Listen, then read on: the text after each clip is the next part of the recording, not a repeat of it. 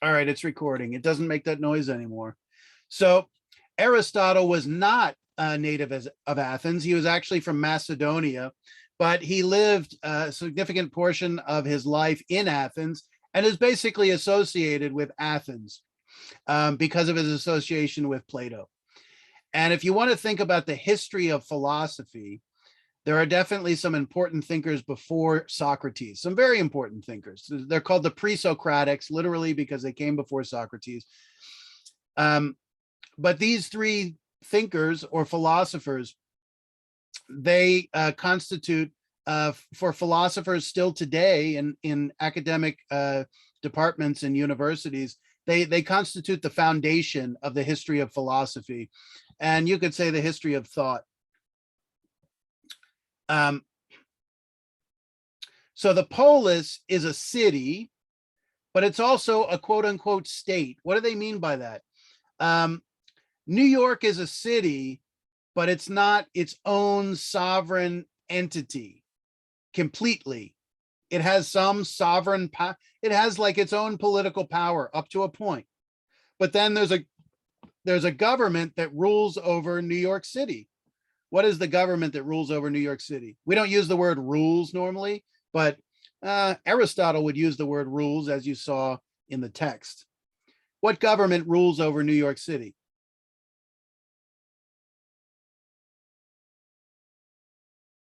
It ain't complicated.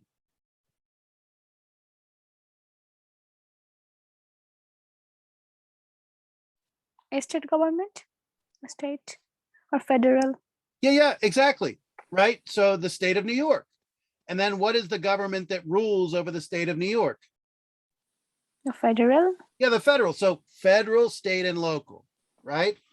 And which one of those has the ultimate power or the ultimate political power, the ultimate sovereignty? Federal? Yeah, the federal.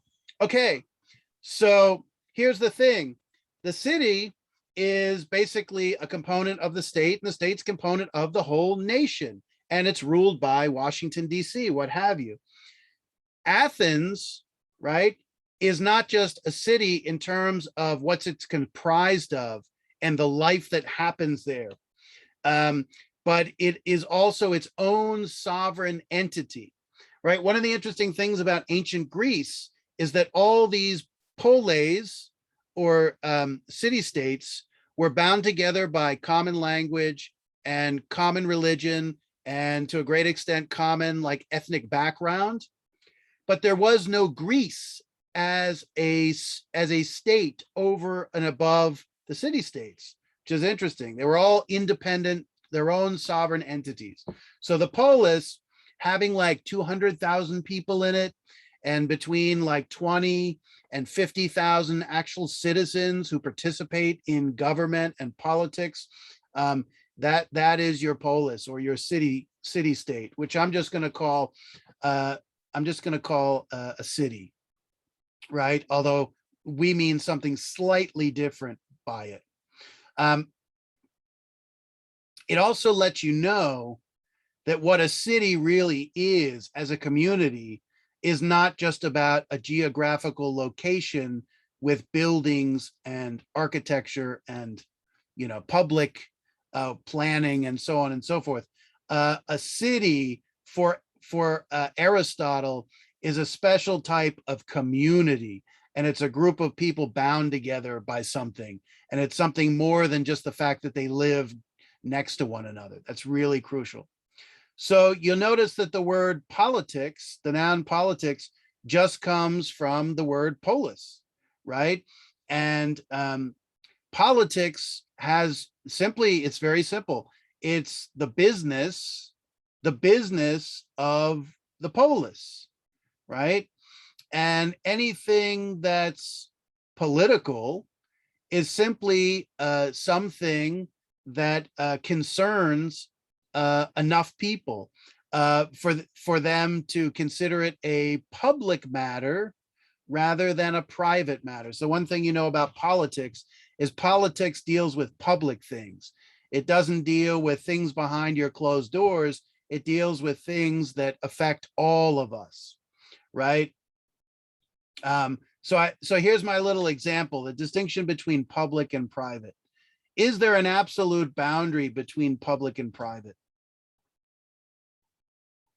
Is there an absolute boundary between our public life and our private life? Yes, it is. Yeah, there are important legal distinctions that separate these two spheres, but I'm also going to say, in a sense, they're not absolutely divisible. There's a great expression from a feminist from the 1960s that the personal is the political. In a sense, what she's saying is the private is also the public, or at least it can be if a sufficient number of people become concerned with it as a matter for politics, right? And ultimately, politics, as Aristotle says in the first few pages of the Politics, which is what we're going to look at, he focuses on the primary thing you do in politics is pass laws. You make laws about what is right and wrong, just and unjust. And that's going to be really important. But so my example is, if I want to eat a piece of cake, if I want to go to the store, buy a piece of cake and eat it, it's a private matter. Why? Because as far as I can tell, it doesn't affect you, doesn't affect any other neighbor, doesn't affect the guy across, or girl across the street. It's just my business. They don't have any say over what I eat, unless they're Michael Bloomberg and they can tell me to get a smaller soda drink and stuff like that. Think about that. Michael Bloomberg legislated salt, I think, and he legislated the size of sodas that could be sold. Was it a public matter or was it a private matter? Interesting question. It partly depends on what public opinion is, whether it's a public or private matter. But what if I believe that when I get my piece of cake, that other people should pay for me and that the government should tax people so that I can get, I don't know, like a subsidy or some kind of credit, I don't know, like food stamps, so I can go and get my cake? Or better yet, what if enough people are eating cake and they all start getting diabetes, and they all start costing all kinds of money in the healthcare system, and then the insurance companies are burdened, and then say the governor or some such steps in and says, you know what? We've got this epidemic of diabetes because everybody's eating cake and it's affecting our healthcare system, and it has now become a public matter, and we need to legislate that you can't eat as much cake as you'd like to eat anymore. I don't know, we're going to give you fake meat to eat instead and give you a vegan diet like Eric Adams wants to give you. So you never really know what can be a public matter, right? What can be subject to lawmaking. And it really comes down to, what's going on in a society, but it also has to do with, something that affects enough people that it becomes a public matter. Okay. One really interesting thing is that and it has a lot to do with the way our country is set up politically in those three tiers of federal, state, and local. We're most directly, on a daily basis, we're really mostly affected in many ways by our local government and the life of our community immediately surrounding us. Washington is at a great distance from us, both physically and also mentally in many ways. So for us, politics is very often something like over there and distant to us in our daily lives. Or at least a lot of people tend to think that. But what did I want to say? But for Aristotle, he sees politics as one of the kind of most important playing fields or arenas of human life, that it is kind of like a stage on which human beings live and act, and it's kind of like the primary focus, or he thinks it should be the primary focus of people's concerns. One thing that's interesting about the way our country was set up in the Constitution is that it really emphasizes private life. It emphasizes, for example, Aristotle would consider, for the most part, having a job and making money and using that money to pay your bills and to take care of your physical well-being. He would say that that's primarily a private matter, right? And in Aristotle's Politics, he has a parallel conception of that sphere of the private world, and he calls it the household, the household. And in many ways, he means the same thing we do. But it's important that when he talks about the household, he's not just talking about a house or a home. It's not a physical structure.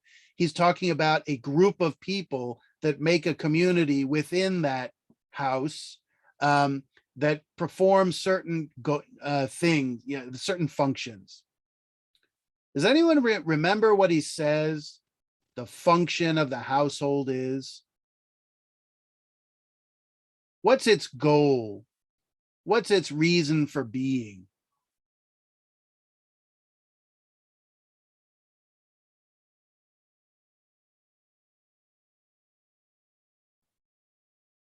Any thoughts?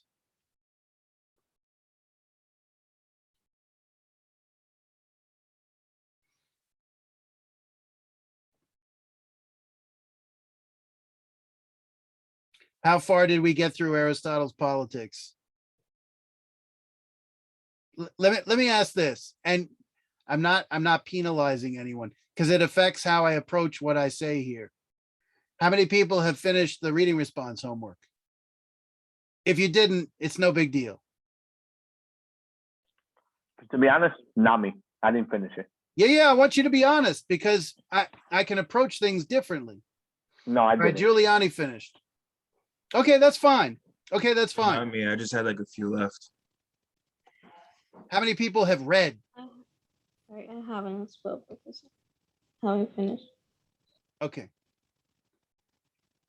I will say, and I don't mean I'm not chastising anyone because there's no point in doing that. But let's try to do our best to come. I mean, you guys are making a big effort to come and show up, and I really appreciate that. And that's fun for me. And I want it to be fun for everyone who shows up too. But do your best to do the reading. Do your best to do the reading, even if you don't get to the questions, which is not a big deal. And we've talked about this already. That's fine. And people wanted the chance to do the questions after having actually met in class, but it helps to have done the reading. Okay. So we have to, our goal here is to figure out what the heck this thing is called the polis, and particularly what happens there. And the primary thing Aristotle talks about happening is politics. And the household is, for Aristotle, not, if politics is a public thing, it's about issues pertaining to most of the people or even everyone. The household just deals with you and the people in the immediate household, and you're solving problems that are different from the concerns of the polis. Okay. Why is our discussion of this thing, the city, the polis, important? Because for a couple thousand years, people have viewed the community of the ancient Greek polis as kind of this ideal template for human community in terms of the connectedness between citizens and the life they lead and the life they share, and that it was a community dedicated toward public life, and people who had the means and ability should, not just they could, but they should, they had a duty to participate in their own community. And this is really important, decide the fate of their own community, particularly in terms of how they want to live their lives, right? And I think I said earlier that what is the primary thing that's involved in politics? The primary thing is ultimately, for Aristotle, politics involves making legislation. What does it mean to legislate? What does it mean to legislate? To make laws. Very good. to make laws, which in many things means thou shalt do this and thou shalt not do that. This is right and this is wrong. This is just and this is unjust, right? So what does politics consist of? People coming together to try to reach consensus on what the laws will be. And in book 3 of the Politics, he says that he talks about the concept of a citizen.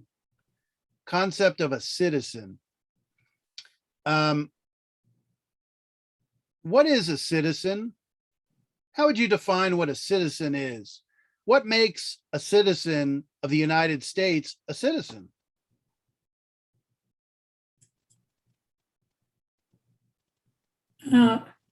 For the United States, a citizen is a person born or who are naturalized to be a citizen.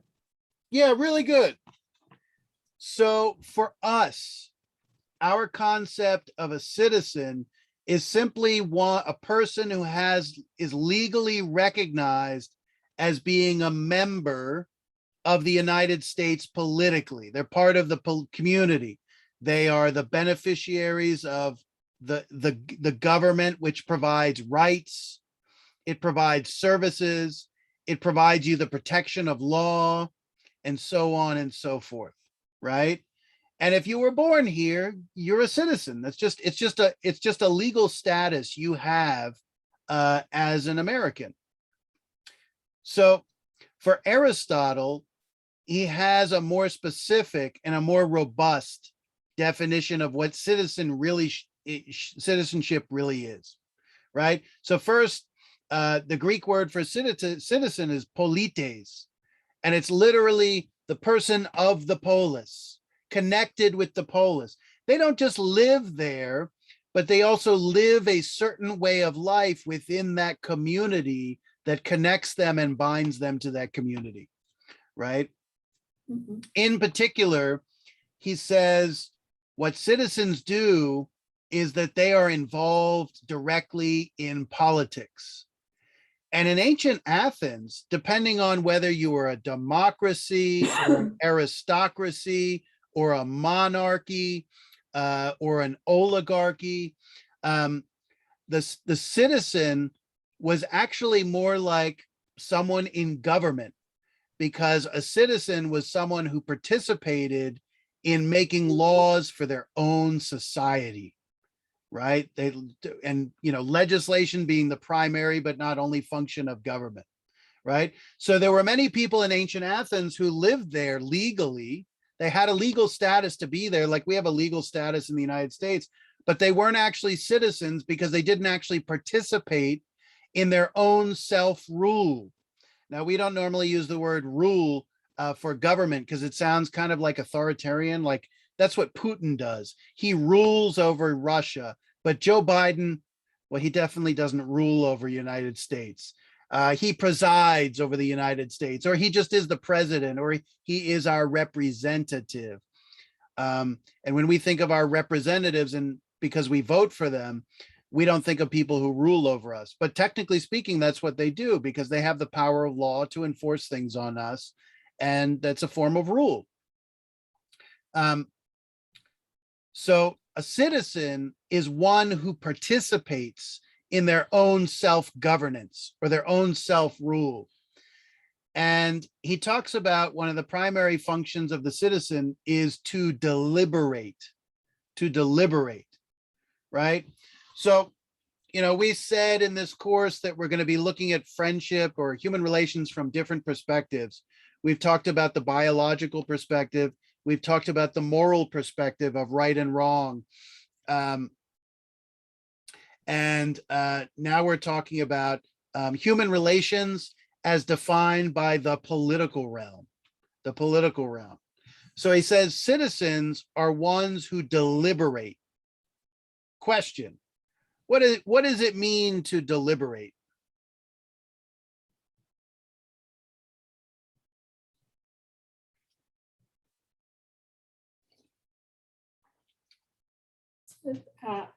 The willingness Pardon? Is it the willingness to participate in something? It's not about willingness. I mean, to deliberate is to do something, to perform an action. What does it mean to deliberate? To give? Not quite.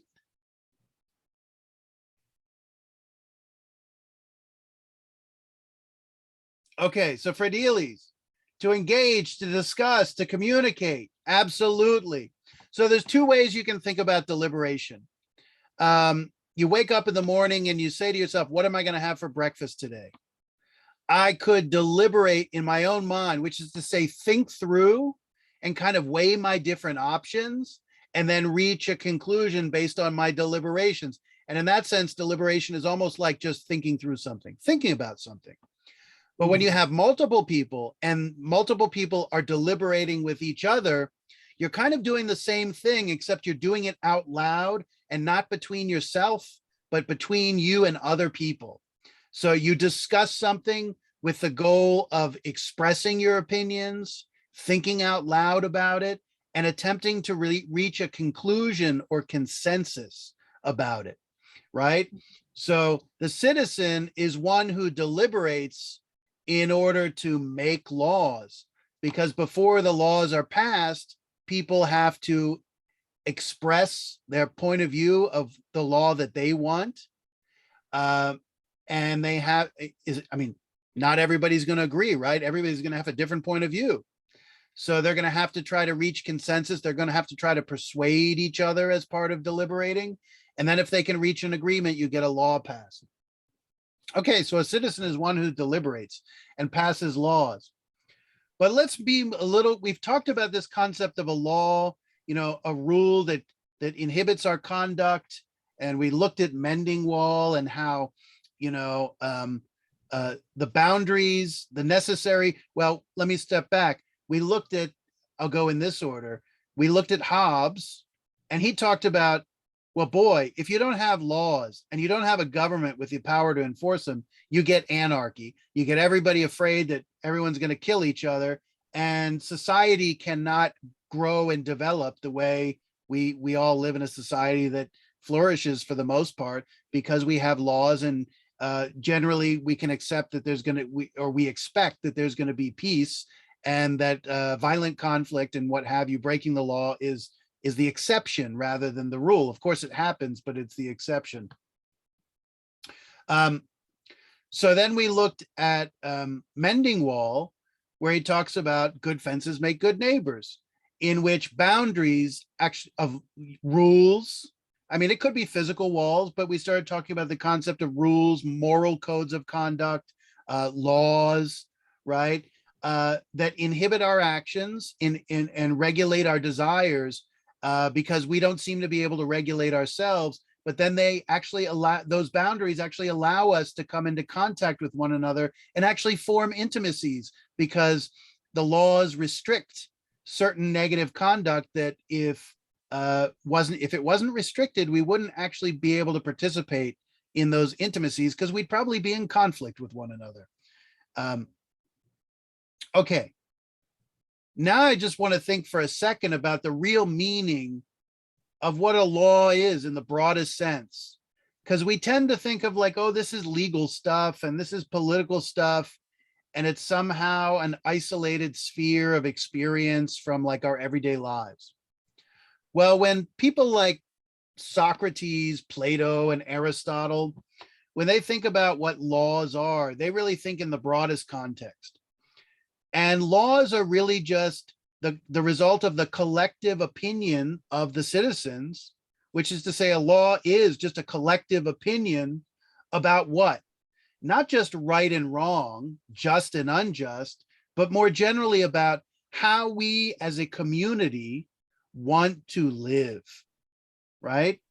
And of course, we're always thinking about laws from the receiving end because there's some legislative body, whether it's the city hall or whether it's the state capitol, or whether it's in Albany, or whether we're talking about Washington, D.C., You know, the legislation, the politics is always kind of done to us, and we're just kind of along for the ride. And we have, in many ways, a kind of minimal say.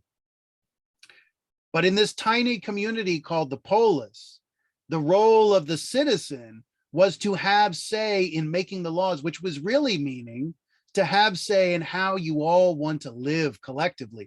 And of course, you might have a lovely opinion, but you're going to have to work with the other citizens to persuade them of that point of view. And Aristotle seems to think, because he talks about how the political community, the polis, is the highest form of community compared to the other three, which we'll talk about in a second, that this function of making rules about how we're going to live is like one of the most important things human beings do. And that it actually brings them together in community and binds them as, and not just any community, as a political community, because we're all living under those same laws, being shaped in the same way. And to say we're living under those same laws is really to say we're living under the same conception of happiness, right? Let me ask this. This will become really important in the ethics. What do all human beings really want in the big picture of their life? One general thing that everybody wants, regardless of who you are. We want to be happy. Yeah, we want to be happy. Of course, we have no freaking clue what that really means and how we're going to get it. But we all agree we want to be happy. Of course, we're going to disagree probably about the details, right? So what is the function of law, really? The function of law is to contribute to the collective happiness of the community, right? We want to be happy. Once we have some understanding of what it is to be happy, and let me be clear here, and this will be clear when we look at the ethics. When I say happy or human happiness, I don't mean just some like nice feeling of contentment of like being on a beach and drinking a cocktail and like looking, you know, being on the white sand and looking at the blue water as the sunset goes down. Not that that's such a bad thing, but that's more like an emotion, so kind of like contentment. When we're talking about happiness, we're talking about living the right way, and to put it generally, doing the right things for yourself, whatever they may be. So how are we going to achieve our happiness? We need to do the right things rather than the wrong things. Of course, what those right things are versus the wrong things are not always easy to see. But what does a community do nonetheless? Because they have no choice. It's forced on them out of necessity. They have to determine with their laws, based on their opinions, what's right and what's wrong. So the laws are really a manifestation of our collective opinion about our happiness. And you could call happiness the collective good or the common good. Those are words very often used. The common interest, things like that. Okay.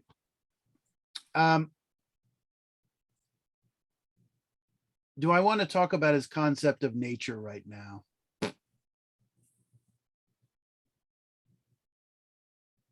I'm going to summarize some of the things that are in the video, but I don't want to talk about them right now, just in the interest of time. Let me say something about this. What defines what we are as human beings, and what defines what goes on in the polis or the city or city-state has everything to do with our nature as human beings and how Aristotle defines our nature, and even what his conception of the nature of a thing is. So for Eric, well, it's not just Aristotle, but in philosophical discourse, when you talk about the nature of a thing, what are you talking about? If you're talking about human, when we normally use the word nature, right?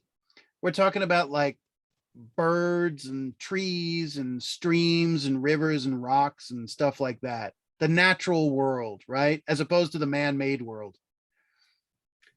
But when we talk about human nature, how are we using the word nature? Like if I ask you, what is your nature as a human being? What are we talking about?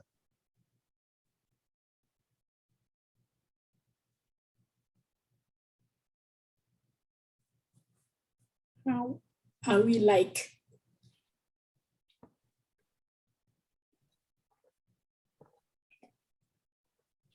What we are made of.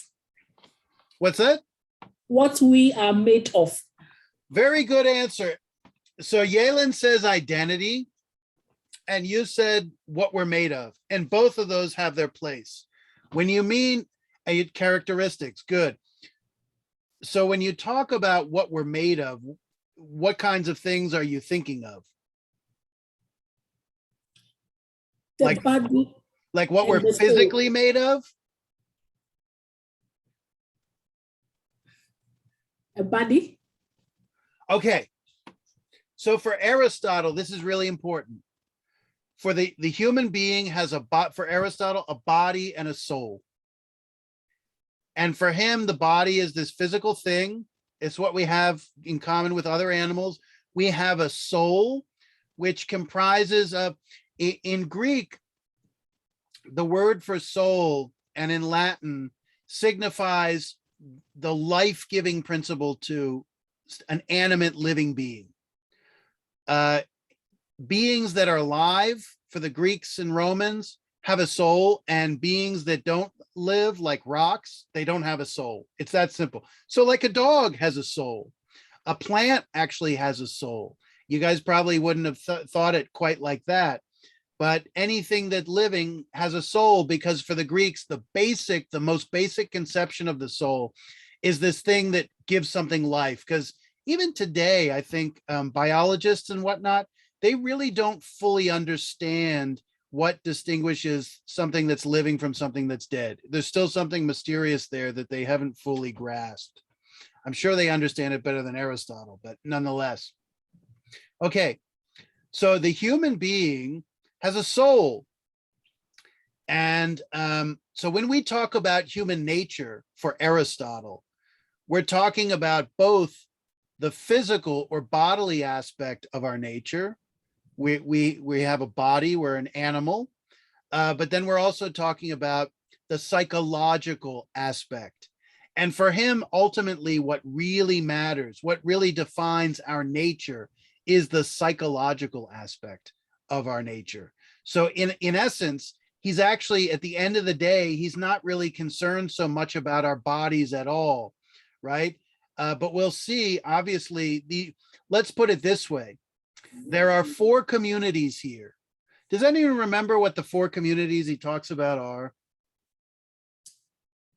Yes. What are they? The individual, the Wait. Is an individual a community? It was about a couple. I mean, we could have an argument about the individual as a community, but in basic terms, I'd say no. By definition, No. the individual can't be a community. no. The Definitely. couple, the family, the Household. village, and the polis, Polis. right? Okay. It's going to turn out that the needs of our bodies, our nature gives us needs, and our needs need to be satisfied. Otherwise, we don't live and persist and stuff. The needs of the body are actually going to primarily be addressed by these first 3, right? And it's going to be the polis, whatever this thing the polis is, that's actually really going to satisfy the full needs of our soul, right? And what is Aristotle really concerned with? Yeah, needs of the body, but that's just like every other animal. A horse has the same needs of the body as, for the most part, as we do, right? And in Aristotle's talking about our nature, he wants to understand how we're different from other animals, and that we're going to find our nature by distinguishing our defining characteristics from other beings, right? So the human soul, compared to the soul of a horse, is a rational soul. So he calls us what? He calls us the zoon logikon. So zoon is a Greek word for animal. That's where we get our word zoo and zoology and all that. It's just the place where the animals are, because he recognizes we're an animal just like them. But we're very special and distinct because we're the zoon logikon. And the logikon, this word comes, the word logos, right? That's where we get our word logic and biology, the suffix for biology. And logos means speech and reason. So here we're starting to talk about things we talked about in Sapiens. We developed from a higher primate into an animal with speech and reason and symbolic thinking and language and the creative function of language and all these things from a few weeks back. And it's being having a rational soul that separates us from all the other animals. And if you think about it, because we have a rational soul, we get on top of the horse rather than the horse getting on top of us, right? The horse doesn't ride us, we ride it. And it has a lot to do with the fact that we are the rational animal. And in a sense, they're kind of like a slave to us, but we don't call them slaves because they're animals. They're not human beings, and we don't even consider them slaves. But actually, Aristotle would call like an ox that you would like use to plow a field, or a horse that you would use to ride, he'd call them a slave. So we're the rational animal, and our soul has two things in it. It has reason on the one hand, like the ability, by which we just mean the ability to think. And in the ethics and sections we're not going to read, he talks about different types of thinking, different ways of reasoning, and so on and so forth. And then we also have emotions, right? So the human being in our soul is a mixture of reason and emotions, or reason and passions. And that has been a characterization of human nature from the ancient world up to the present. And honestly, nobody's really come up with a better generic understanding of what kind of comprises the human psychology. Oh, the word psychology. The Greek word for soul is psyche, and psychology is just the science of the soul, literally. And of course, we're not talking about some like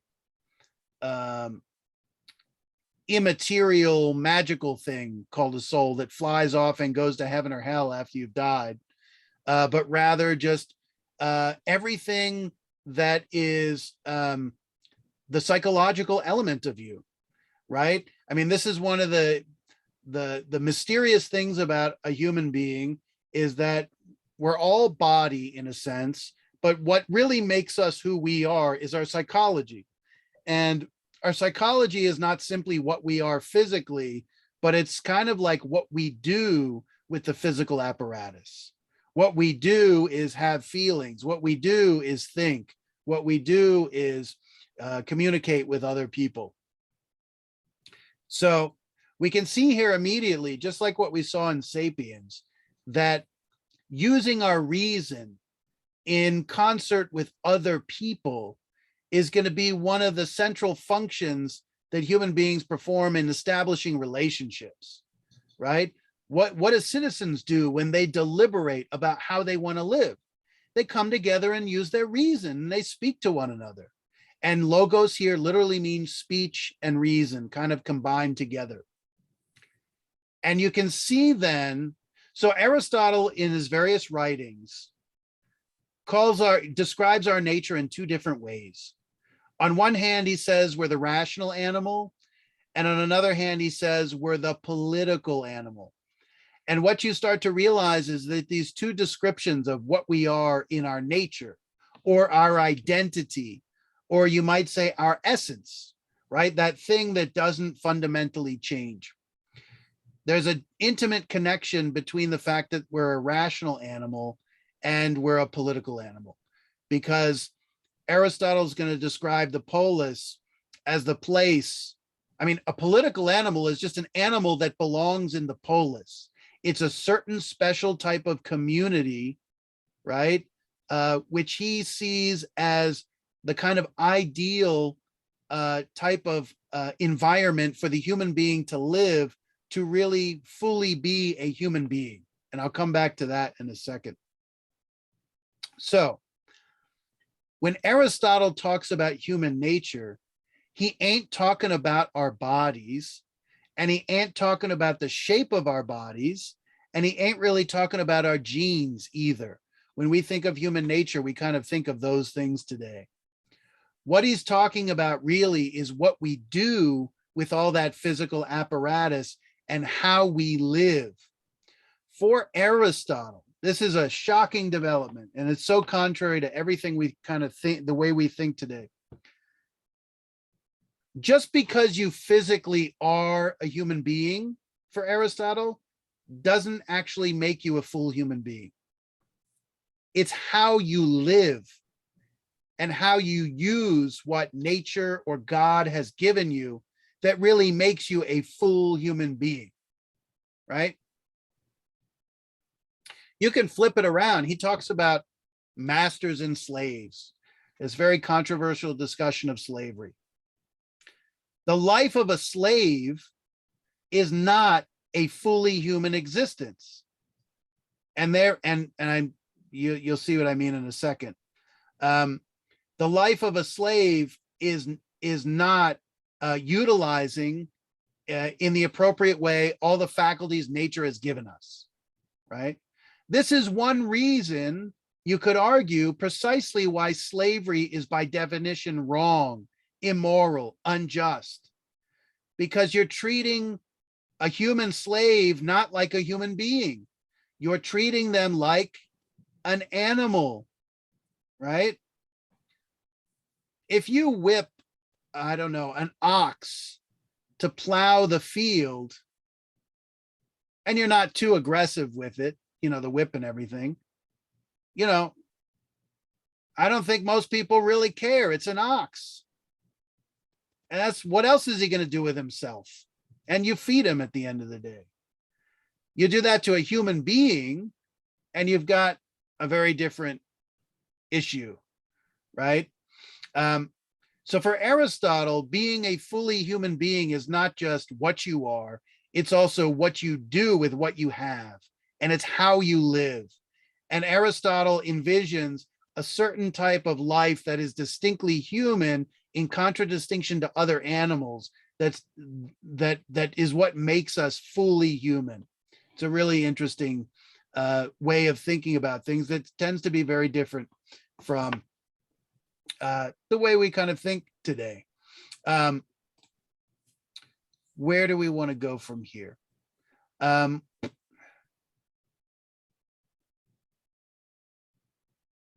Let me just touch on this word once again, and then we'll just jump in and read. And what we want to do when we read is to really think about what he's saying about these four communities. All right, so I've pretty much got it here. What is a community? It's a group of people who don't just live in the same physical space in proximity to one another. They're people who are bound together by common ideas, by a common purpose. And those ideas are the deepest, most important ideas that motivate their whole lives. What are some, we talked about some of these things in Sapiens. We talked about the concept of community. What are some of the big ideas? We talked about the creative function of language. Think about what law is. We're using the creative function of language to create codes of conduct to force people to live a certain way based on our understanding of the human good, right? What are some of the big ideas that really bind human beings together in a real community? What are some examples? When they are facing challenges. I agree.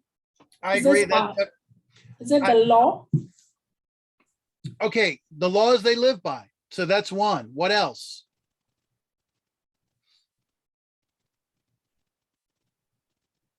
You guys know these things. Friendship. Okay, so friendship is actually a form of community. Maybe it's a community of two. The question is, what brings you together? What are the big ideas? What are the big principles that bring you together that actually create the bond? It's because you Share things in common. let me just pause for a second. Community comes from the word common, right? And a community is a group of people who hold certain things in common, and what they hold in common is what actually brings them together in solidarity, in intimacy, in comradeship with one another. What are those things they hold in common that is going to bring them together so powerfully? Is it love? Yeah, let's say yes, absolutely. When we look at the symposium, love. Ashley says a common faith. A common faith in what? We're talking about religion here? A common religion? Okay, great. Yeah, we all believe in the same gods, right? I mean, think about this. You go to a football game and you've got 60,000 fans screaming for their team to win. Like, think how trivial I love pro sports, but in the big picture, they're pretty trivial compared to the serious stuff in life. But look at how intensely people come together over their home team wanting to win a game. And for that moment, they become a community. It's not like the most serious community, but you see the visual expression of it like very palpably, right?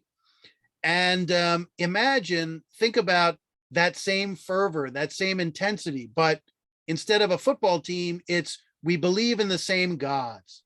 We believe in yes, similarities has to be the same. It's held in common, right? If we're a group of people and we're all dedicated to different things, even if we're physically proximate to one another, we're not a community. What makes us a community is not just the physical proximity, living next to one another. It's about having a common point of view about the most important things. It raises some interesting questions about the United States and our whole conception of community in the United States, because we stress various aspects of diversity. And I know we always think when we think of diversity, we think of skin color and ethnicity and these things, but there's so many other ways to be diverse. There are diverse ways of being diverse. There's ways you think, there's what you worship, who you worship, what have you. There's a lot of different ways. And if we're all so diverse, what is that thing that we hold in common that holds our society together? Because the idea here is if you don't have those things to really hold in common that are the glue of society, your society is not going to stay a society. It's not going to be a community. It's going to disintegrate, right? Okay, so a community. So a community is bound together by this common thing that we are dedicated toward, something or some purpose, Okay. These four communities come together for a purpose. They all have a goal or objective. And it's that goal or objective or that purpose, or what Aristotle calls in Greek, a telos. A telos is an end or a goal or a purpose. It's just a fancy word for a goal. So what is he going to say? The couple comes together. The very reason it comes together is for purpose X. The family comes together. It's the thing that motivates them to come together for purpose Y. The village comes together for purpose Z. And the polis comes together for yet another purpose. So this is really important to keep in mind. When you look at these four communities, you'll notice that you start from the smallest community, just two people, to the family, to the village, to the polis. And the first thing you're inclined to think is, well, the communities just get larger, right? In size.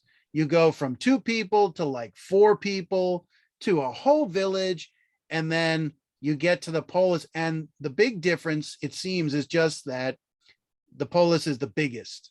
And you notice that once the polis is there, what you can think of it this way: a polis is divided into villages.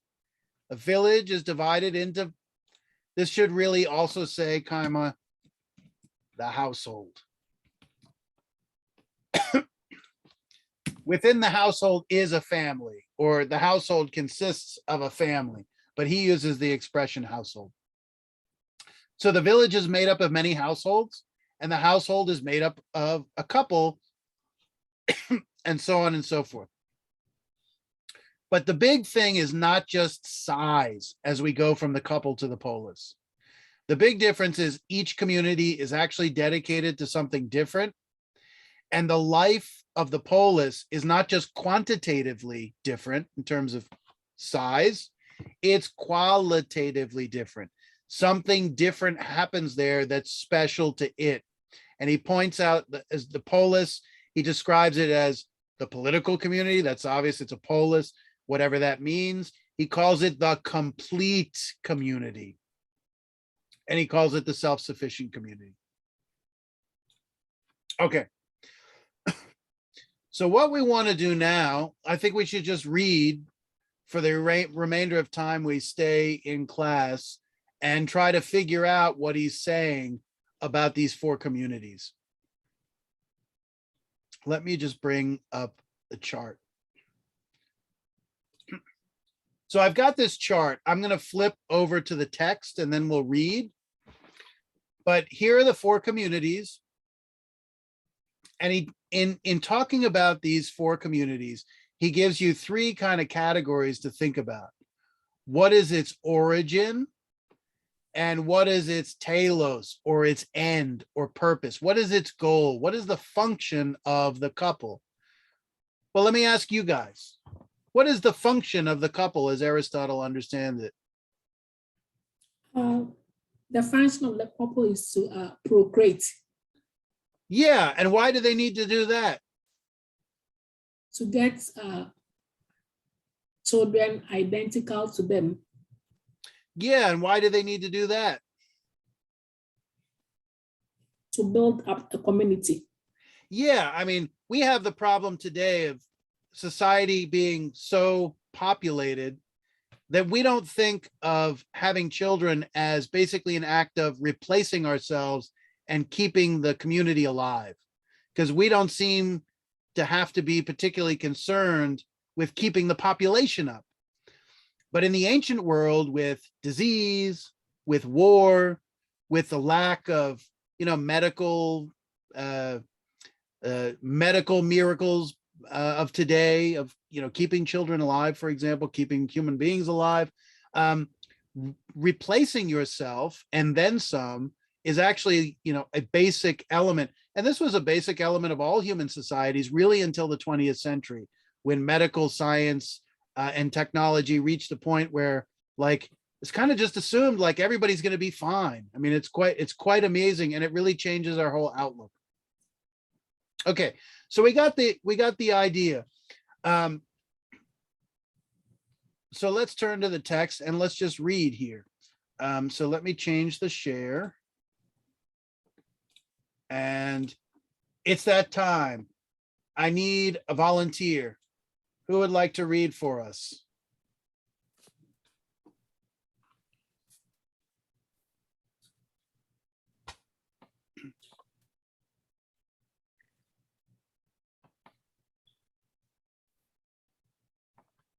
Who can read for us?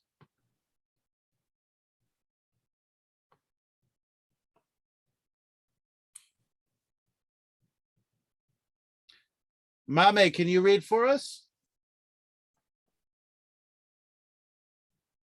All right, Professor. Book 1, Chapter 1.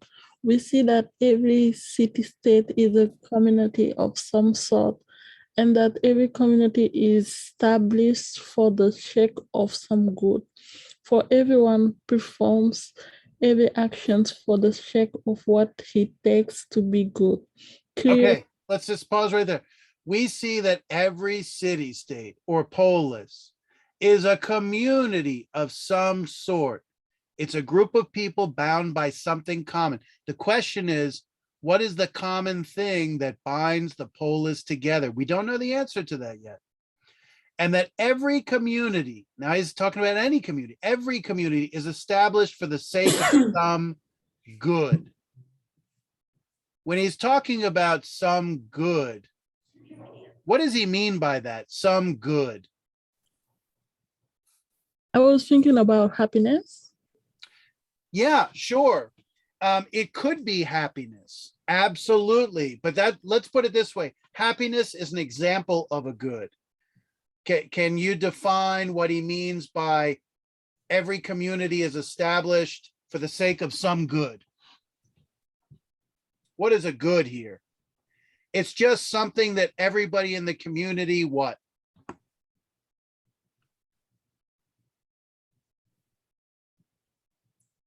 Yes. I'm sorry? Oh, it is going to be the thing they share. Yes, that's absolutely crucial because it's this common good that brings them together in the community as a community in the first place. Absolutely. Very good. To have it in common is to share it. Absolutely. But what does he mean by a good here? How are we going to understand this concept? This is going to come up again in the ethics. A good, so we're not talking about the good. Good here is a noun, not an adjective, right? Like that's a good dog, right? We're not talking about adjective. We're talking about for some good. A good is a thing. What kind of thing is it? It's a general category of a thing.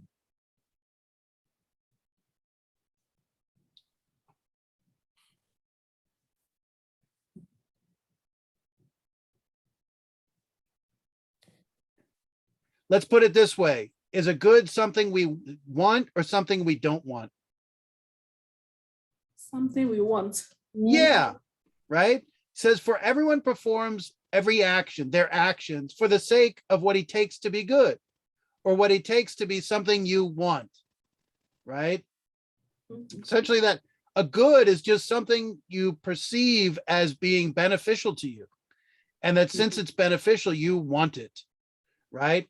And of course, when he talks about for the sake of what he takes to be good, the word takes here is something like perceives, like things appear to be good to us. They might actually turn out not to be good to us, right? So, but he acknowledges that there's an element of perception and opinion involved.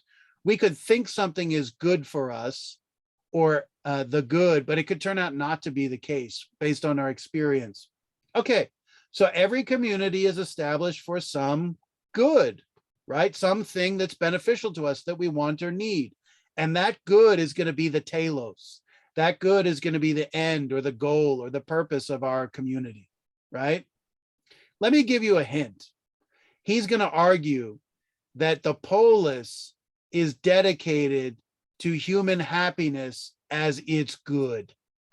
And that ironically, strangely enough, the couple, the household, and the village are dedicated to goods other than human happiness. And this has to do with something about and you're sitting there, how can that be? Being a couple in a relationship, having a child, being in a family, being in a small neighborhood community like a village, this all would be part of what constitutes my happiness. Well, he doesn't quite deny that, but there's something that happens in the city which is only possible there, and it fulfills his understanding of what human happiness is which we're going to look at next week in the ethics. Okay, Mame, you want to keep going? All right, Professor. While every community aims at some goods, the community that has the most authority of all and encompassing all the other aims highest, that is to say, at the group that has the most authority of all. This community is the one called a city-state, the community that is political. Okay, so if we're the political animal, what kind of community do we naturally belong in? We belong in a political community. We belong in a polis. Now, what we don't know yet is what the heck separates the polis off from all the other, like what exactly is it that makes it so special? So he calls the polis the most, it has the most authority, meaning it has the kind of most weight or significance, and it encompasses all the others. Well, encompassing all the others is simple. If you have the polis is made of a bunch of villages. A bunch of villages, or a village, consists of a bunch of households.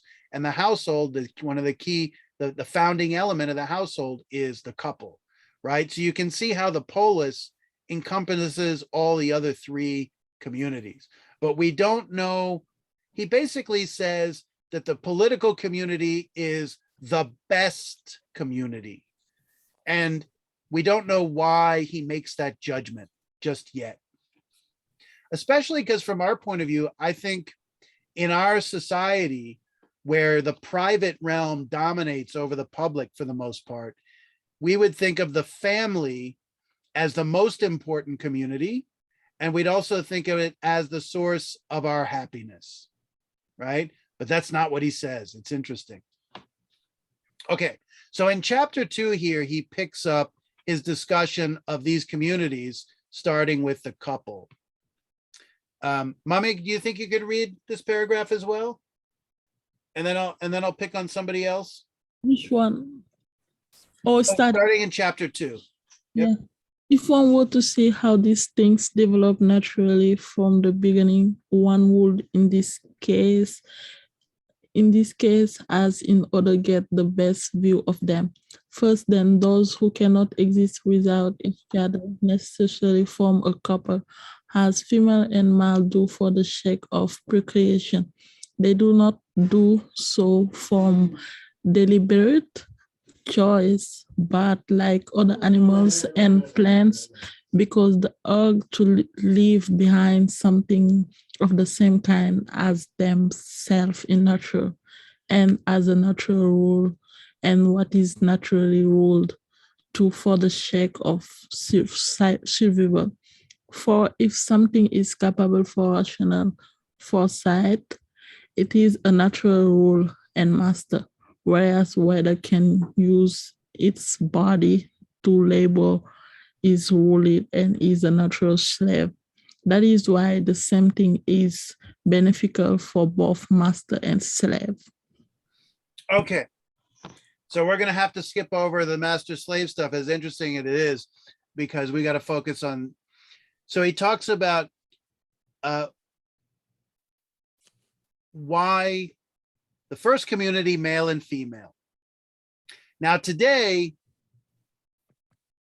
does it have to be male and female? Well, not exactly.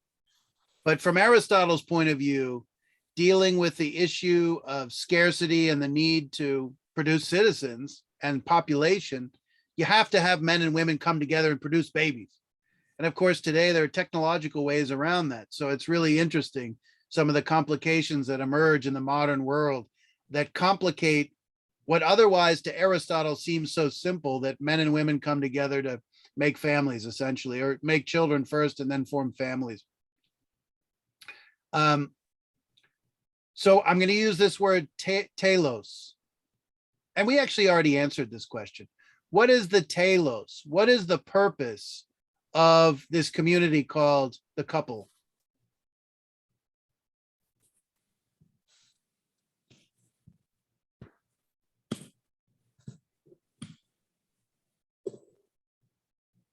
Yeah, procreation.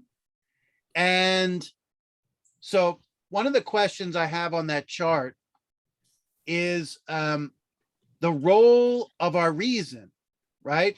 If we are rational animals and we fulfill our own nature by using our reason, the use of our reason is actually going to be connected with these communities. He says we do not procreate out of deliberate choice. But actually he says necessarily, we procreate out of necessity. Out of necessity. Why do we not make a choice? When he says deliberate choice, we think, deliberation is thinking, and the choice is what comes at the end of the deliberation. You choose, and then you take an action, a course of action based on your choice. Why do we not choose to procreate? That's essentially what he's saying. Why is it not a choice for Aristotle?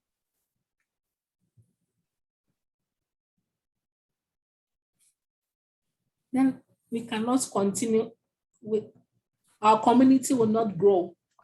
Yeah, what are we really, you're absolutely correct, but what are we really talking about here? We're dealing with the basic needs of what? Population increase. Yeah, and connected with that, the basic needs of Life. yeah, life, or we could use the word survival, right? The parents, let's face it, they're going to die one day. And the only way they can survive and maintain the community is to produce children.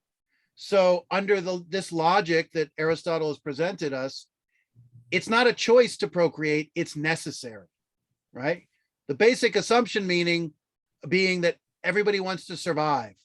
And the only way we can survive as human beings, like the other animals, is to reproduce. You notice, for example, he doesn't refer to man and woman.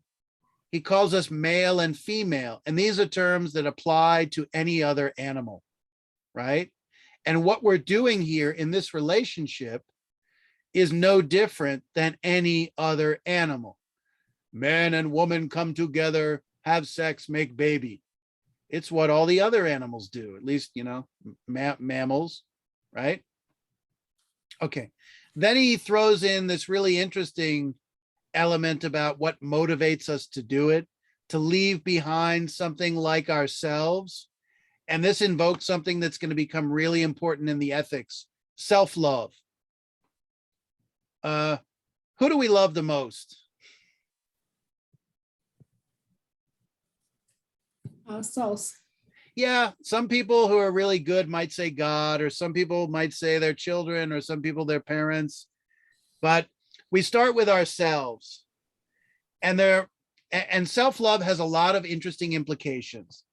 But the basic premise Aristotle starts with is that essentially we all love ourselves the most.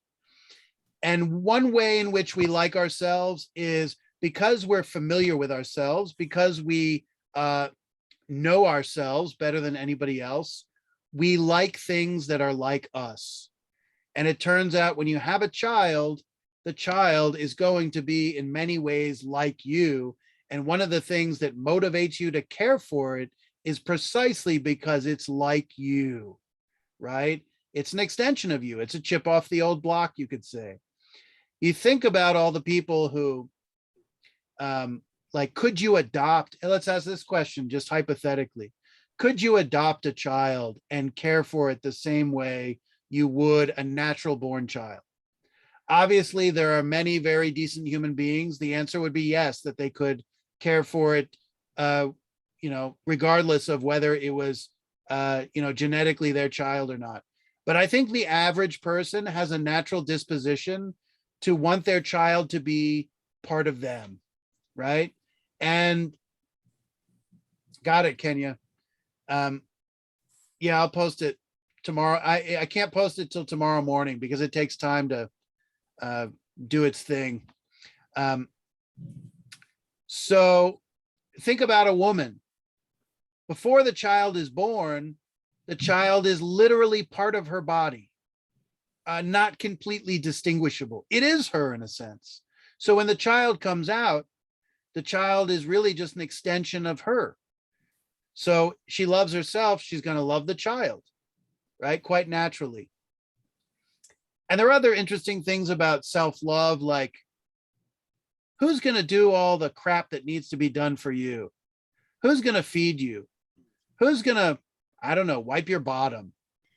Once you become an adult and you're not under your parents anymore, there's nobody out there in the world that's going to take care of your business for you. You have to do it for yourself. So there's a kind of natural consequence of loving. The natural result of that is you need to care about yourself most, because you're the only one who's going to be able to take care of your own business. It wouldn't be hard to explain why you shouldn't be paying my bills and I shouldn't be paying yours, right? Like we should all just take care of our own business. Even when you love someone, they still have an obligation to take care of their own things. Think about that relationship you had or some such, where like the other person became dependent on you in a way that wasn't appropriate, right? Like there are certain things in a relationship you want to give to the other person, right? Because they need it. But there are some things they need to do for themselves. And self-love motivates us to do those things we need to do for ourselves to begin with. Okay. One really big thing with this couple, this is kind of like Adam and Eve here. He talks about the male and female coming together. We see immediately that human beings are social.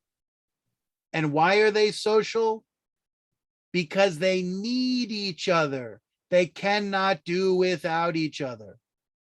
And it's really fundamental. We need each other to survive here, to procreate, right? So Aristotle, he doesn't say it out loud, but his first reason of why human beings are social is because they need each other. They're not self-sufficient. They're not self-sufficient. What does it mean to be self-sufficient?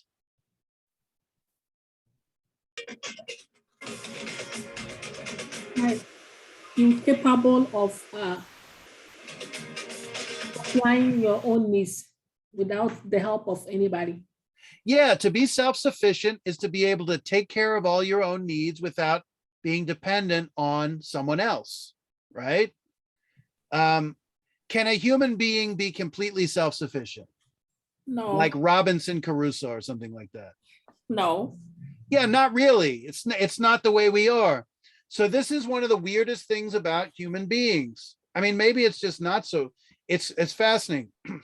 Nature has given us, or God, what have you, has given us needs. We have things we need to survive, but we've not been given the tools or the abilities, the capacities, the powers to take care of our needs completely by ourselves. Our body gives us needs that are only satisfied with the assistance of and cooperation of other human beings. And guess what? That forces us to be social, to interact, to form alliances. Actually, there's a difference between being you've probably heard many times that the human being is a social animal. When Aristotle says we're a political animal, there's actually a difference for him between what it means to be social and political. Aristotle is going to say virtually all other mammals are also social. I mean, dogs, cats, let's just take horses. I mean, look at them. They all connect with one another. They connect emotionally, they connect practically, but they're not political.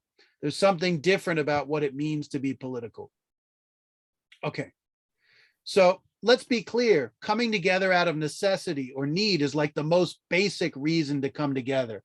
And in some ways it's the lowest.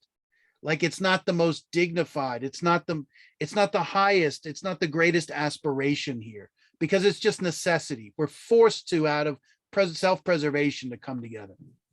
All right. Mame, can you keep going here? Oh, let's pick up down here. The first thing to emerge from these two communities. Did I skip over? Okay. Yeah, you want to keep going, Mame? All right. The first thing to make from these two communities is the household, so that the word Hesiod. right when he said in his poem, first and foremost, a house, a wife, and in Oxford, the plough.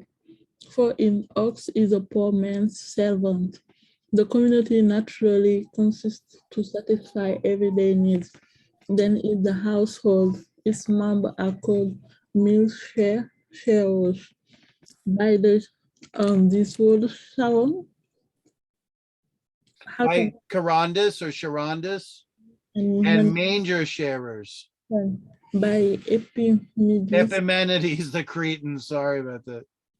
but the first community consisted out of several households for the sake of satisfying needs other than everyday wants is the village. Okay, let's pause right there for a second. So he says the first thing to emerge from these two communities is the household. Okay. He talks about two communities exist within the household. What are they? Mm, The man and the woman. And that's one community. And The household, the household, he argues, actually has two like micro communities within it. One is the couple, the slave and the master. and now he talks about the husband and the wife, not just male and female. And what's the other one? Slave and master. Slave and master. Okay. So, there are so many, moral questions raised for us as Americans about the issue of slavery. But we want to just focus on why he's talking about slavery at all. What did we got the purpose of the couple, right? Procreation, survival. That's part of survival. And we have to do it out of necessity. What's the purpose of the master-slave relationship as Aristotle understands it? What's its goal, its function, its telos? Why does it exist? They want to satisfy their needs. You want to explain that a little more? How does the master-slave relationship help satisfying needs? Like every day, each one needs something. The master, he uses his mind, and the slave uses his body to. Okay, very good. Right. So the master is distinguished in his humanity because he's using his mind to direct the slave. And the slave is, this is actually an oversimplification because in ancient Greece, it was more complicated this. And the slaves actually had important positions within government. They had some power and they did not simply do manual labor. But here within the household, the slave does the manual labor. And by the slave doing the manual labor, he's subordinate to the master. The master is using his intellect to regulate him, to tell him what to do. And the slave liberates the master from having to do the work, the physical work himself, right? And we said, what kind of work is, in general terms, what kind of physical work is the slave doing? It contributes to what goal?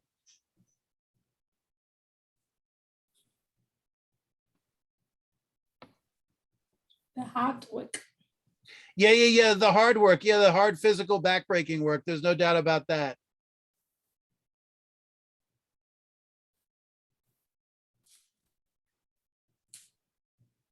What does he say here? The community naturally constituted to satisfy everyday needs, then is the household. What is the telos of the household? What's the purpose of the household?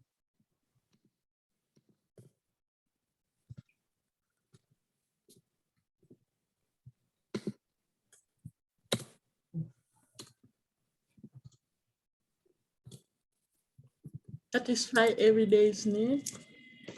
Thank you. What is he talking about? What kind of everyday needs? This is what the slave does in coordination with everybody else in the household. What are everyday needs? You don't need to think too hard to know what our everyday needs are.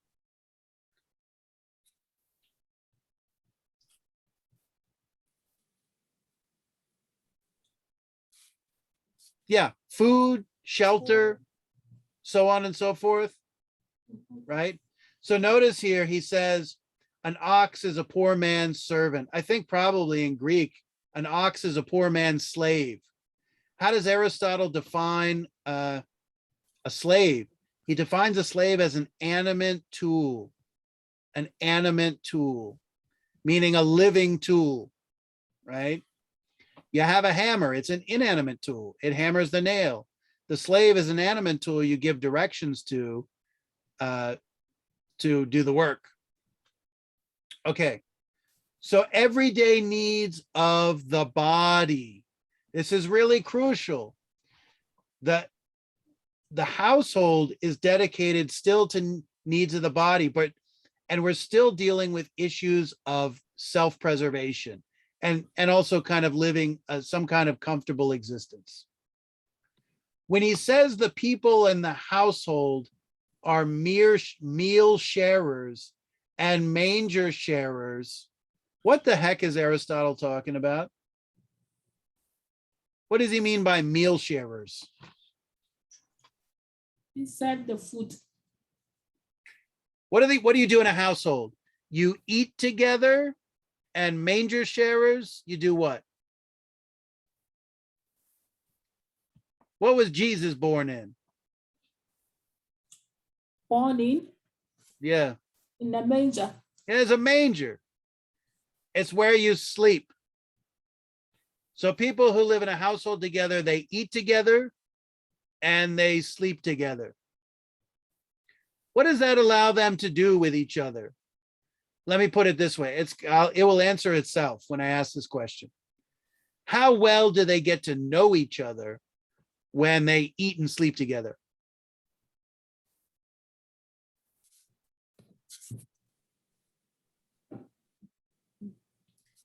Yeah, Ashley, thank you. They get to know each other very well.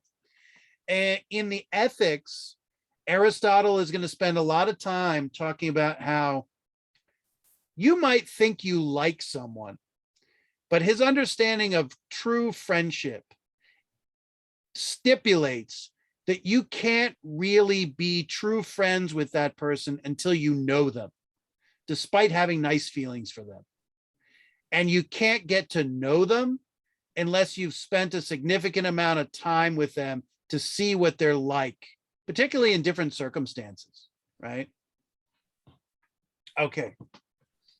So this family is going to be bound tightly together. There's going to be bonds of intimacy dealing with, they're basically a team or a unit trying to meet the demand of everyday needs, right? And then he says the first community constituted out of several households. So the village is just several households for the sake of satisfying needs other than everyday ones is the village. Now, this is an interesting one. What do you think he's talking? So you notice that the difference is like a temporal one of time. That the village is made out of several households for the sake of satisfying needs other than everyday ones. What do you think he's talking about here?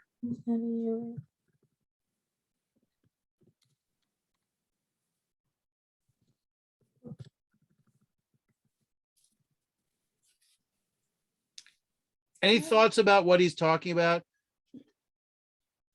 The question again. He talks about the telos of the village, the goal, the purpose of the village is to satisfy needs other than everyday ones, other than everyday needs. What might they be?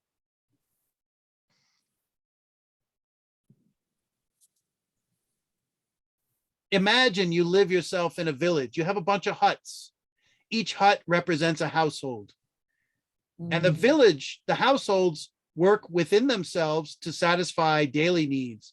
But then the households between them come together, they align themselves. They create alliance to form a village to deal with needs other than everyday needs.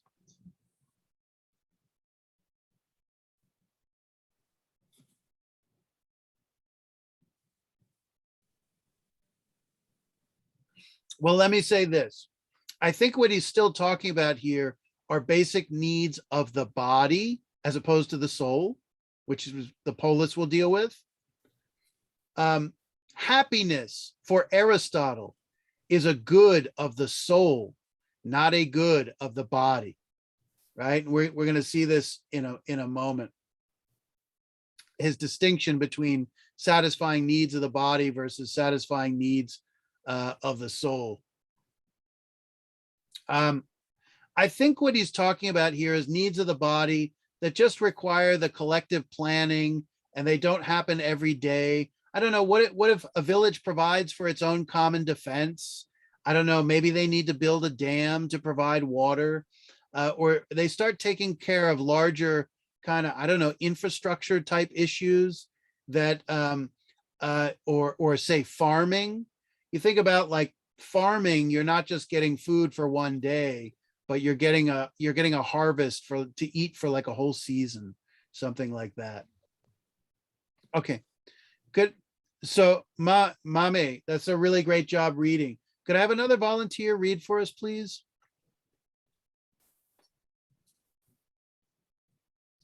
Who else can I recruit? Yes, Professor, I can read. Oh, that's awesome. Okay, so can you make sure from her, just to confirm? As a colony or offshoot from a household. Okay.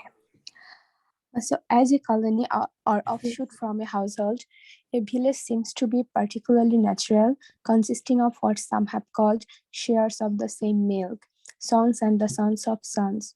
That is why city estates were originally ruled by kings, as nations still are, for they were constituted out of people who are under kingships, for in every household the eldest rules as a king. And so the same holds in the offshores, because the villagers are blood relatives. This is what Homer is describing when he says, each one lays down the law for his own wives and children. For they were scattered about, and that is how people dwelt in the distant past. The reason all people say that the gods too are ruled by a king is that they themselves were ruled by kings in the distant past, and some still are.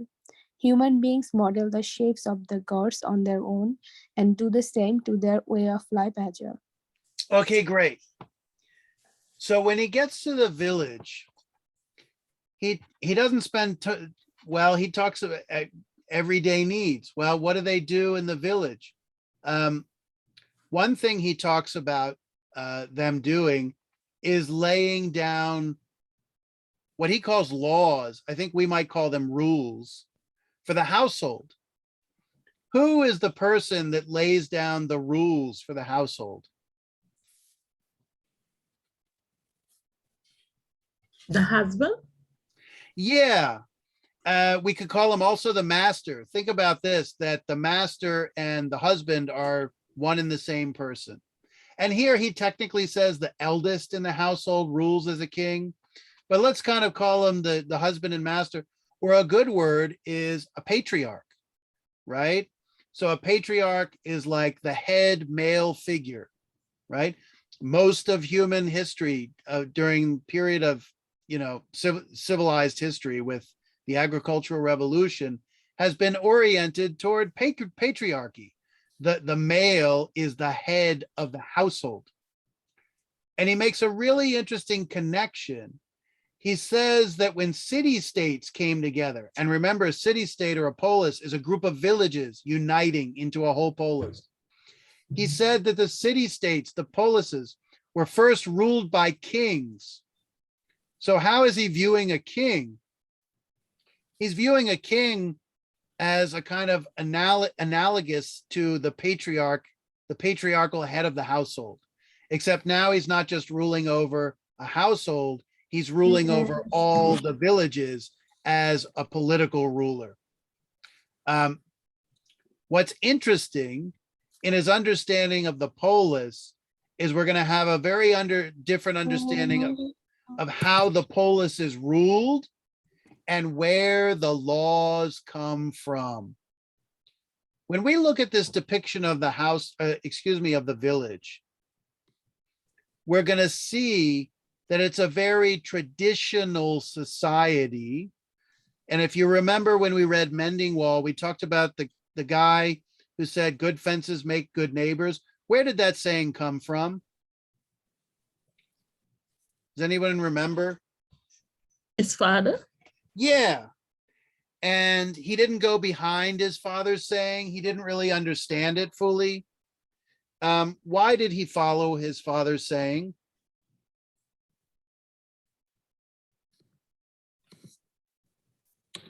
Because it's part of his culture to respect the elderly. Very good. And that's exactly what we're looking at in the village as Aristotle has described it here, right? This is a traditional society. You have a male head of the household, and he's going to pass his authority on to his son, and his son's going to pass it on to his son. And instead of innovating and instead of coming up with their own ideas of how to live and how to arrange their household and its rules, they're going to follow the traditions set by their ancestors or set by their father and their grandfather and the ancient patriarchs going all the way back. And very often the idea is like originally gods gave them these rules and they were passed down to the humans and so on and so forth. Right?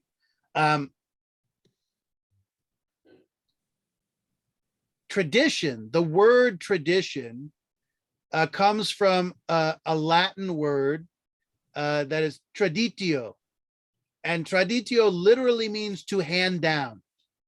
So a tradition is, you could just say, a way of life or a moral code or a set of rules that is handed down literally from one generation to another, right? And what is old is what is best, because that's the way it's been done. And that's the precedent to follow. When we get to the polis, we're no longer going to be living in a traditional society where we simply follow without thinking what our ancestors have done. Let me ask this. What's better, following tradition or using your own reason through deliberation to judge what the right thing to do is? The second. So Luis says it's better to deliberate yourself about what's right and wrong. Don't follow what dad and grandfather and the old timers did. Why? Because by the year goes pass by, everything changes. So everything's not the same as what it was back then. So one reason that you shouldn't follow, I think you could say you shouldn't follow tradition, is that some of the rules, the traditional rules, were developed in different circumstances, and those rules are connected with those circumstances. And when when circumstance changes, those rules really don't make sense anymore, right? And that happens all the time. We have laws on the books today that probably are not forced at all because they just don't make any sense anymore. Why else should we follow our own reason as opposed to tradition? Ashley says we have our own thought process. You know what Thomas Jefferson proposed as part of the Constitution? Think about it. Our Constitution is in some ways, a very traditional document. It's the oldest constitution in existence on the planet, despite the fact that we're not a very old country. And it's changed actually not that much. In a perverse way, I mean, it's strange to think about it, but in a certain way, a narrow way, we have a traditional society. And if you think about the amendments to the Constitution, they are the thought processes that happen at different times by which people in the present realize they need to alter, the supreme law of the land. But Thomas Jefferson had an idea. Everybody has the basic idea. We had a constitutional convention in 1787. We came together in Philadelphia, the founding fathers, the framers, to write and articulate our form of government, right? And that this would be the document going forward. Well, Thomas Jefferson thought that every generation every new generation, every 20 years or so, that we should have a constitutional convention to come up with a new constitution each 20 years. Why is that? Because he wanted our government, which is really an expression of our way of life, to be responsive to the sensibilities of that specific generation, right? I think I'm glad that we didn't get that, because it would be like chaos, I think, every 20 years. But you can see his thought process and why it makes sense on a certain level. Why else should we use our own reason? Are all traditions correct in their judgments?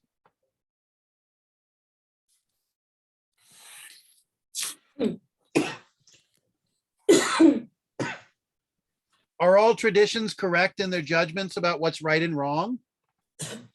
No. Absolutely not. And by using our reason, it allows us to assess and to judge and to be critical and to think through the evidence. The traditional society does not question the validity of the rule. It simply is told to follow it, that the right thing to do is simply follow the rule, and that the rule is correct simply because it's that way, right? Okay, let's flip it around for a second. Are there any benefits to being traditional? Is there any advantage to, let's say, rules of society that have been around for a very long time, that have been passed down from one generation to the next? What advantages do they have going for them? There's one big one.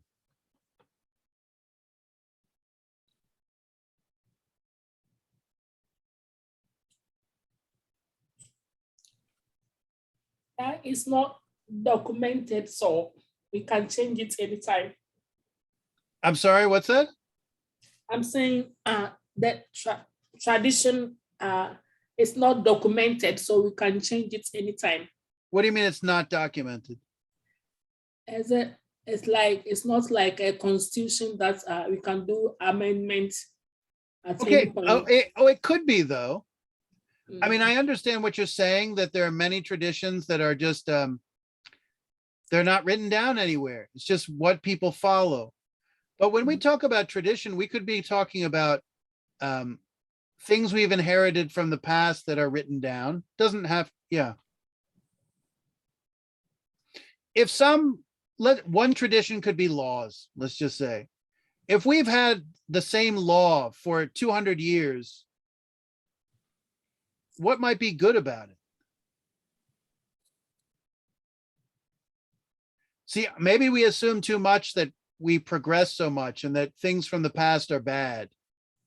That's because we're a modern society that rejects tradition by definition. I mean, we have superficial relations with it, but.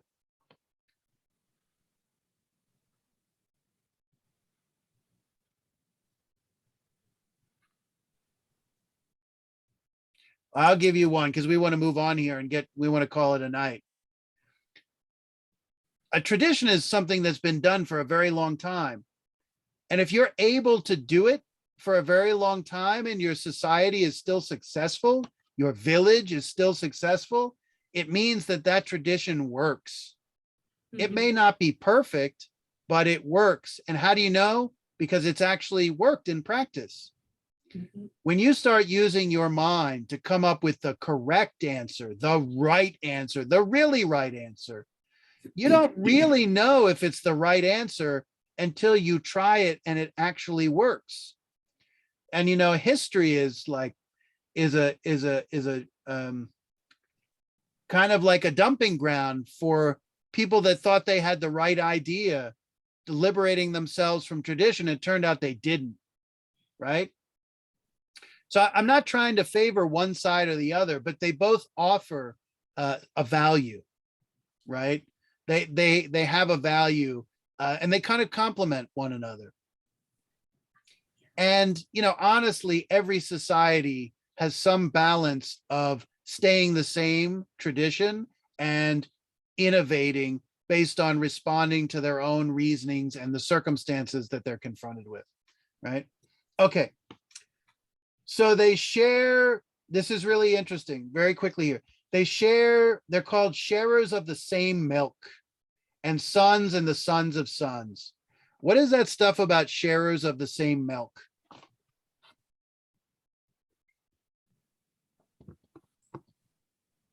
Got it, Rukeya. They eat the same food. It's even more specific than that. Like siblings? Yes. They all have the same mama. Yeah. Right? You're talking about breast milk here, literally. Okay. And I think also it implies they all have the same ancestors. The village is really, in a sense, just a big household. How does he describe it? You start out with one household. What do? You produce children. The children go and form new households. And then those people form more children.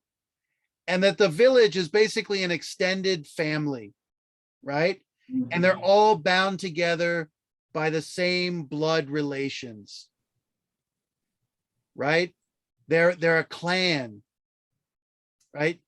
They're all people of the same bloodlines, right? And I think he says, yeah, he talks about the village are all blood relatives. They're all related.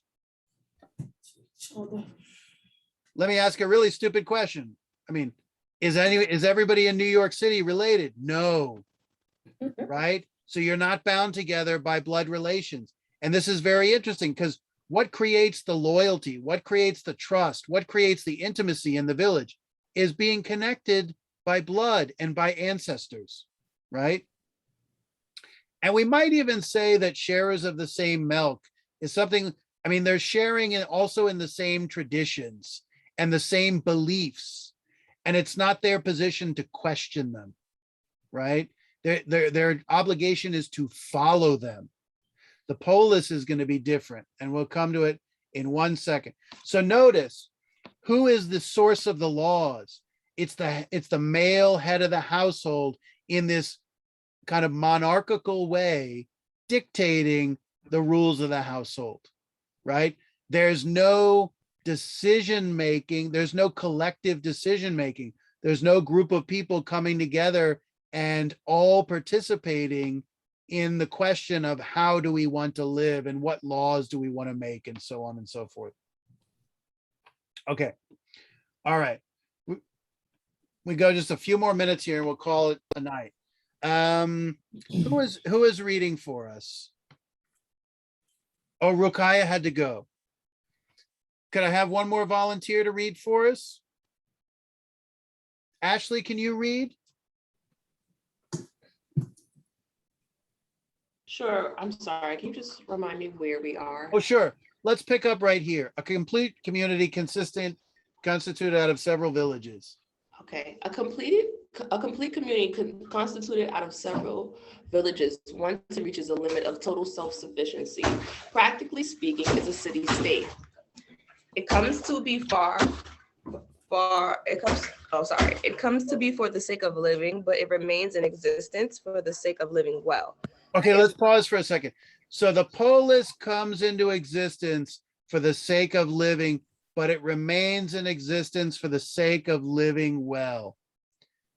Yeah, Lewis. All right. So it comes into existence for the sake of living. What does that mean? It comes into existence for satisfying those needs of the body, the needs of survival. But it remains in existence for the sake of living well. When Aristotle uses the term living well, what he means is human happiness. And what he seems to be arguing here is that the couple, the household, and the village, while they're absolutely essential to our lives, they don't satisfy human happiness. Why?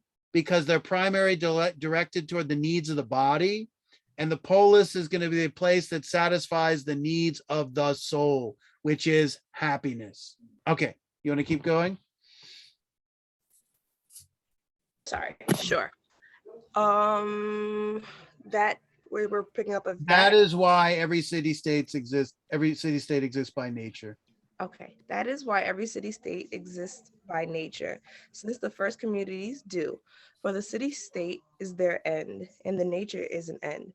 For we say that each thing's nature, for example, that of a human being, a horse or a household is the character it has when it's coming into being a completed, moreover, that for the sake of which something exists. That is to say, its end is best and self-sufficiency is both end and best. Okay, what kind of thing is he saying? Do you all just want to survive and live, or do you want to live well?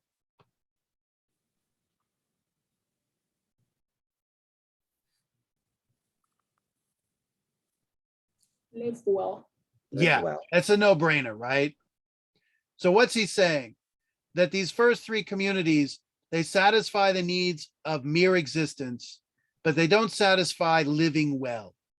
And then the question becomes, what is it, what happens in the polis that's different from the other three? You want to keep going, Ashley, and we'll just about finished up here. Sure. It is evident from these considerations. Wait, did I read that already? Yes, I did. Is No, we're also right there. We're right there. It is evident from these Okay. considerations. You got it. Sorry. It is evident from these considerations then that a city state is among the things that exist by nature, that a human being is by nature a political animal, and that anyone who is without a city state, not by luck, but by nature, is either a poor specimen or else superhuman. Like the one Homer condemns, he too is clanless, lawless, and homeless. For someone with such a nature is at the same time eager for war, like an isolated piece in a board game. It is also clear why a human being is more of a political animal than a bee or any other gregarious animal. Gregarious, speaking animals, communicating animals. Okay. Nature makes nothing pointlessly, as we say, and no animal has speech except a human being. A voice is a signifier of what is pleasant or painful, which is why it is also possessed by the other animals, for their nature goes this far. Okay. Yeah, let's pause right there. So he says what separates us as a political animal, he says some animals have voice, but we have speech. Obviously, other animals communicate. And he distinguishes that by saying animals have voice and we have speech. And he says animals signify with their voice pleasure and pain. Pleasure and pain. So I don't know if a dog barks at some like degree of, painfulness, and if they, I don't know, do something else, it's a sign of pleasure, right? What is the thing that guides animals? It's their stimulus response to pleasure and pain. They want to avoid pain, and they seek pleasure. Of course, we do the same thing, do we not? Do we want to avoid pain and seek pleasure? We want to avoid punishment, and we want rewards, to think about back to last week. But when we speak of pleasure and pain, we use our speech rather than voice to characterize the pleasures and pains of our lives as not just pleasures and pains, but as in terms of moral categories. Certain pleasures are good and certain pains are bad. But it also works the other way. Certain pleasures are bad and some pains are actually good, right? You want to keep going? Sure. They not only perceive what is pleasant or painful, but signify it to each other. But speech is for making clear what is beneficial or harmful, and hence also what is just or unjust. For it is particular to human beings in comparison to the other animals that they alone have perception of what is good or bad, just or unjust, and the rest. And it is the community in these that make a household and a city state. Okay. So he's just told you what makes the polis what it is. It's a community that bound together by what good? And it is community in these, quote unquote, that makes a household and a city state what they are. He says community in these, the pronoun. What is he referring to? What is these referring to?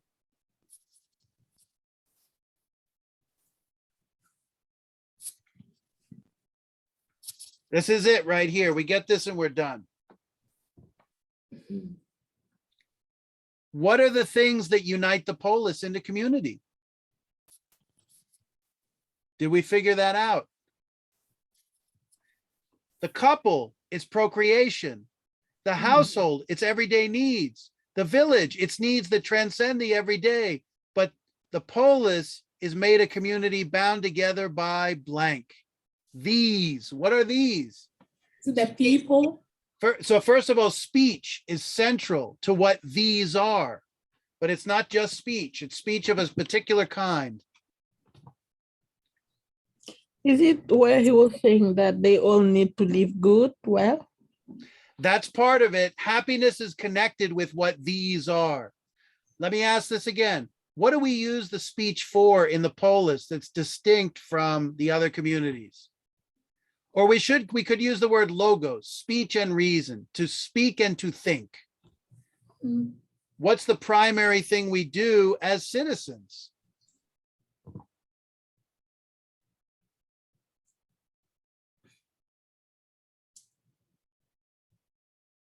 respect the rules, the law. To what the rules?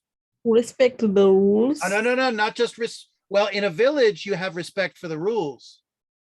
We're using speech not just to respect the rules. We're using speech to do what connected with the rules? To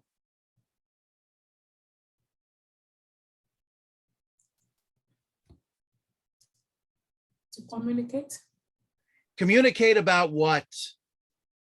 What does he say? One of the major things speech allows for. But speech is for making clear what is beneficial or harmful and what is just and unjust. And then he talks about, because we have speech, we have perception, not just in pleasure and pain, but what is good and bad, just or unjust. What do we use the speech for? To make laws. Yes, and let's just clarify it. For talking about what we think is right and wrong, what we think is just and unjust, based on our own conceptions of happiness. And we come together as citizens to deliberate collectively. Think about in the household, in the village, you have a king, well, a patriarch in the household. He's a sole authority. He has more authority than everybody else. Nobody is his equal. And he tells you what the rules are. And for the most part, his rules are based on tradition, what his father did and what his grandfather did, and so on and so forth. Here, citizens come together as equals. As equals, they have to respect each other's authority because they're all equally powerful. And therefore, they have to convince one another to agree on what the rules are going to be. So they have to persuade one another. Part of deliberating is, I'll tell you, this is what I believe and this is why, and I want you to believe it too. And of course, the other person is free not to believe it if they don't want. And that's just the way it is, right? So maybe you don't get a law on that day. Maybe not, there's no law gets created, right? So everyone, at least who's a citizen, has the ability to have their say, number one. Number two, they're not basing their laws anymore simply on tradition. What are they doing when they come together? They're making new laws. They're making laws that were different from the past. And they're using their reason, by which we mean like they're thinking together collectively about how they should live or how they want to live, and responding to their own point of view, responding to their own circumstances, right? And why does Aristotle see this as so vital? Because our goal is human happiness, and the laws address our ability to achieve human happiness, at least on the collective level, right? How do you achieve the common good? Well, you make laws that are going to be beneficial to as many people in your society as possible. right? And that's going to help allow at least the society as a whole to be happy, right? And you can start to see why this process that he's describing here or suggesting, because he talks about it more elsewhere, is really what makes the polis distinct from the other communities. Also, in the polis, these people are not bound together by blood relationships. That's not what unites them anymore. In the village, you're all a family, so of course you're tight. Here you have people who are not related by family relations. What is the only thing that really binds them together, since it's not family relations?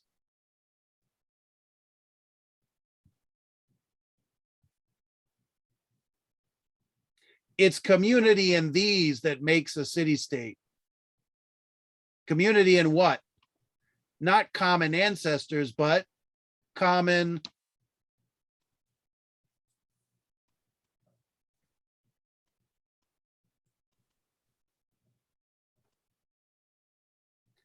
laws. Let me give you one example. We hold these truths to be self-evident. The we, it ain't just Thomas Jefferson or like Americans of the Revolutionary period, Declaration of Independence. We hold these truths that all human beings are created equal and endowed by their creator with certain inalienable rights such as life, liberty, and the pursuit of happiness. These are kind of like the basic moral principles of our country. To not believe them is in a basic way to not participate in the community of the United States, because for the most part, almost all Americans are bound together in community through these, which is to say our belief in life, liberty, and the pursuit of happiness, or the right to life, liberty, and the pursuit of happiness.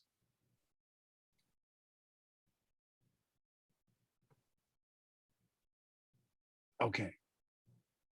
So the political community, we might say, is a kind of a moral community, right? All righty. So we should stop right there. Does it, because we've gone over, and I owe you the time. Questions, thoughts, comments before we go? I know that Luis wanted to chat with me.